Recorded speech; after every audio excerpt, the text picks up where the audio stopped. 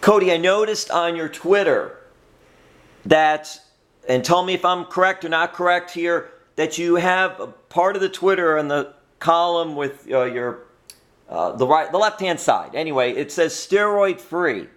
Yes. And I just wondered, tell us about that and tell us the importance of that. What is significant about that for you to put that there? To me, I think some people looked at it as a slant towards other wrestlers in our industry. It isn't at all.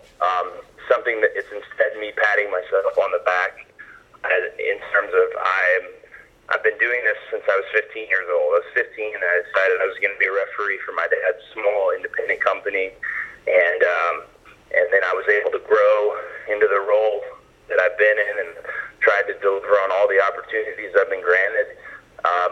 But to me, all sports, and I know not everyone looks at wrestling as a sport, but all sports and all sports entertainment has this growing problem with performance-enhancing drugs and just people flat out cheating.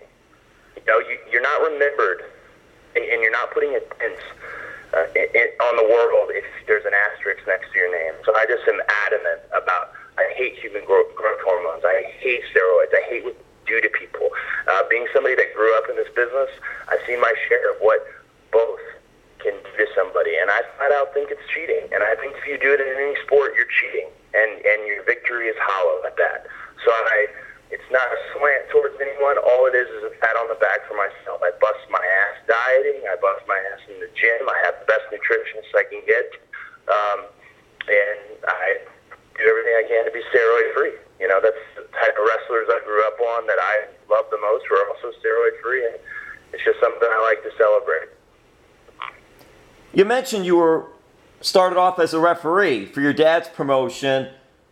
Cody, who did train you? Did Bruno Sassi, was he one of the ones involved in training you and others that trained you? Bruno Sassi was not. I went to a camp of his for a week, and he was great, and a friend of my dad's, and kind of gave me more of an inkling as to what I could expect. But if I could credit anyone with training me, it would be Robert Gibson and Al Snow, and Danny Davis, of course, at OPW. You know, my dad is always, he tried very hard to stay hands off. You know, he left the writing team when I joined Raw. That's when he went to Tampa and started with, FCW, which would become NXT.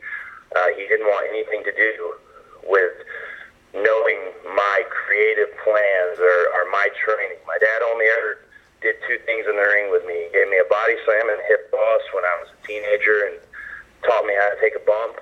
And then after that, other people took over my training, and like I said, Gibson, Al Snow, Danny Davis, they worked really hard with me. I owed them, more than I could ever give them. Well, Cody, did Dad ever give you a bionic elbow? He did, yeah. No, he gave me a one elbow. Actually, once the cameras were off, at a Raw special that he hosted, he gave me one elbow. Me, Ted Jr. and Randy Orton, of course. But was that when all the dads came out? No. It was actually, gosh, I'm trying to think when this was. It wasn't that one, but it was. It might have been him hosting. Yeah, it was him hosting Detroit Raw, the same one that Randy and I wrestled for the title. And he was the guest host during, WWE was having the guest host every week. So it was during that particular run when the cameras went off, we did kind of an impromptu six-man with Triple H and Shawn Michaels. And yeah, in his video that WWE, posted, his kind of in memoriam video, it's in there. You can see him give me the elbow. So the footage exists. So, I'm glad I got to take part in that. All right, Cody, we'll wrap this up here. I got to ask, the family into wrestling, and there's so many that are into wrestling, do you have a favorite uncle? I gotta contact him because he actually contacted me the other day as I do need to contact Jerry Saggs. I don't contact him near enough, but growing up, one of the Nasty Boys being my uncle was such a cool thing because he covered so many different areas. When he was in WWF.